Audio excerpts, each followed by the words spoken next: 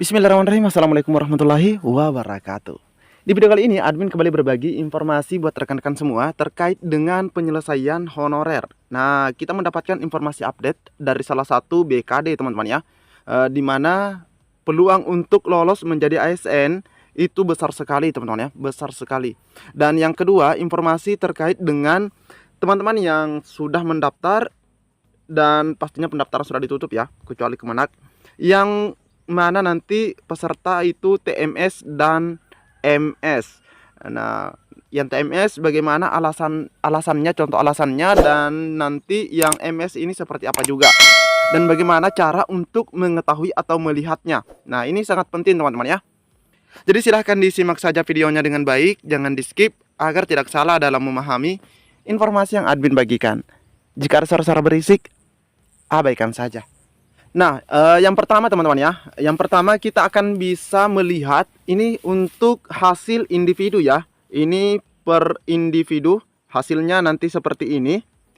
Di mana kita akan melihat tampilan seperti ini melalui akun kita atau melalui portal SSCASN. Jadi teman-teman silahkan login kembali menggunakan akun ya yang sudah dibuat sebelumnya. Nah, teman-teman nanti akan mendapatkan seperti ini terkait dengan lolos seleksi administrasi ataupun tidak lolos dalam seleksi administrasi. Tapi admin sangat-sangat berharap yang lagi menonton video ini mendapatkan notif seperti ini. Nah, di sini jelas sekali diucapkan bahwa selamat Anda lolos tahap administrasi. Nah, teman-teman ya, yang lolos seperti ini tinggal menunggu jadwal untuk seleksi kompetensinya. Nah, selanjutnya bagi yang dinyatakan tidak lolos seperti ini, tidak lolos. Nah, di sini muncul apa namanya pop up ya atau notifikasi. Mohon maaf, Anda tidak lolos tahap administrasi. Alasan TMS. Nah, nanti akan dijelaskan alasan TMS-nya di sini teman-teman ya. Nah, di sini di kotak kecil ini nanti diinformasikan terkait alasan TMS atau tidak memenuhi syarat. Nah, seperti itu ya. Itu nanti alasannya akan muncul di sini. Misalnya surat lamaran tidak sesuai dengan format yang telah disediakan instansi. Nah, muncul seperti itu teman-teman ya di sini. Nah, selain daripada melalui portal akun SSCASN, di mana lagi kita bisa melihat yang seperti ini, namun untuk semua peserta. Nah, jadi misalnya teman-teman mendaftar di instansi A, teman-teman itu bisa melihat semua nama peserta yang lulus maupun yang tidak lulus ini melalui pengumuman yang sudah disiapkan dalam bentuk PDF. Nah, caranya kita lihat seperti ini teman-teman ya. Nah, contoh yang seperti ini teman-teman ya, ini dalam bentuk file PDF, di mana kita bisa mendapatkan cara seperti ini, informasi seperti ini. Nah, kita masuk ke web instansi yang kita daftar. Misalnya tadi instansi A ya. Kita masuk di web instansi A, terus kita cari terkait dengan pengumuman hasil seleksi administrasinya. Nah, di sini teman-teman akan melihat semua nama yang mendaftar di instansi tersebut. Oke. Nah, di sini admin ini contohkan ya, admin dapatkan contohnya ini dari lampiran 3. Ini contoh dari hasil seleksi administrasi pengadaan pegawai pemerintah dengan perjanjian kerja jabatan fungsional di lingkungan pemerintah Kabupaten Asahan tahun anggaran 2023. Nah, di sini ya. Nah, teman-teman bisa lihat ini ada nama peserta, ada statusnya. Ini kebetulan semuanya yang ditampilkan yang tidak lulus. Kalau yang lulusnya ada di bagian atas, teman-teman ya. Nah, ini yang lulus. Terus kalau yang tidak lulus di sini ada di bagian tertentu ya. Nah, hanya bedanya ada juga instansi yang menyampaikan alasan ketidaklulusan tersebut melalui pengumuman seperti ini. Dia hanya mencantumkan status tidak lulus, tapi tidak memberikan keterangan atau alasan kenapa tidak lulus. Nah, kalau untuk Kabupaten Asahan sendiri, dia itu menyampaikan teman-teman ya. Jadi teman-teman yang ada di Kabupaten Asahan misalnya, nah nanti pastinya juga seperti ini ya. Nah, ini misalnya nama Windasari, statusnya tidak lulus. Adapun alasan tidak lulus adalah surat keterangan aktif bekerja diterbitkan pada tahun 2022. Seharusnya yang diterbitkan saat mendaftar. Nah, kebetulan pendaftarannya adalah 2023. Tapi surat keterangan aktif bekerjanya dia gunakan yang 2022. Itu di tahun sebelumnya. Nah, jadi sama halnya dengan saat ini. Jika teman-teman itu kan mendaftar di tahun 2024, maka gunakanlah surat keterangan aktif bekerja sampai dengan tahun 2024. Nah, seperti itu ya. Beda lagi kalau misalnya surat pengalaman. Namanya saja pengalaman berarti sudah lewat teman-teman ya.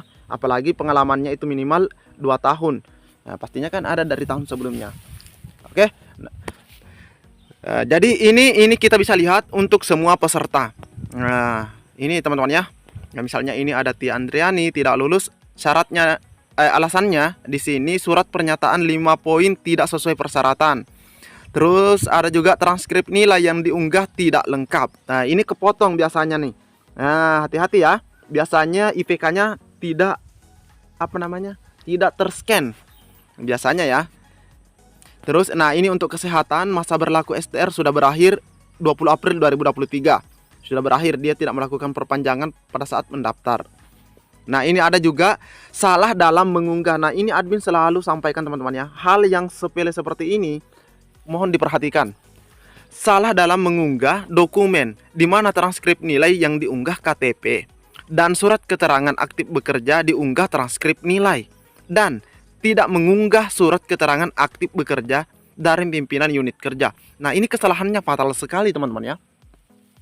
Dia menginput atau mengupload suatu dokumen yang tidak sesuai dengan yang diminta ya. Artinya dia salah kamar lah bahasa admin ya.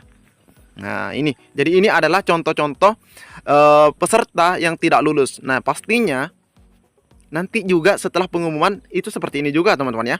Nah, kita tunggu pengumumannya, kalau tidak salah itu nanti di tanggal 30. Nanti admin akan update lagi teman-teman ya terkait hal seperti ini. Nah, ini juga ada transkrip nilai yang diunggah tidak dalam bentuk asli, tapi fotokopi, dikasih tanda seru. Nah, ini ya, ada tanda serunya. Pengalaman kerja di bidang yang relevan kurang dari 2 tahun.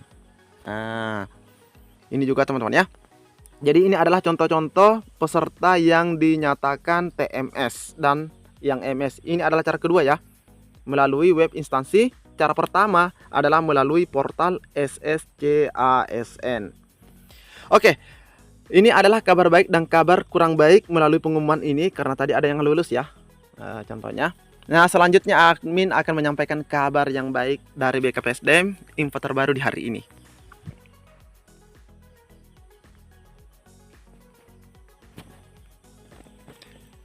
Nah, di sini admin akan bagikan kabar baik buat rekan-rekan semua.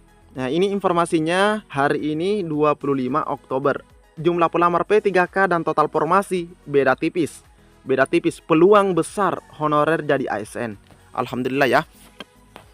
Oke, ini informasinya dari pemerintah Kota Batam, Kepulauan Riau atau Kepri, di mana ada 2.357 orang. Adapun jumlah formasi yang diperebutkan ya, ada 2.300 kursi, beda tipis teman-teman ya. Nah, ini kalau ada yang TMS saja 57 orang, misalnya ada 57 orang yang TMS. Nah, berarti 2.300 ini kalau misalnya formasinya sesuai yang disiapkan itu aman. Saat ini tahapan seleksi administrasi masih berlangsung. Dengan demikian, jumlah 2.357 orang berpotensi berkurang lagi jika ada pelamar P3K 2024 yang dinyatakan tidak memenuhi syarat alias TMS. Kepala Badan Kepegawaian dan Pengembangan Sumber Daya Manusia Kota Batam, yaitu Hasna, mengatakan 2.357 pelamar terdiri dari 137 pelamar untuk formasi guru, 45 untuk nakes, dan 2.175 untuk teknis. Masa pendaftaran sudah ditutup, sudah ada sebanyak 2.357. Tipis sekali teman-teman ya.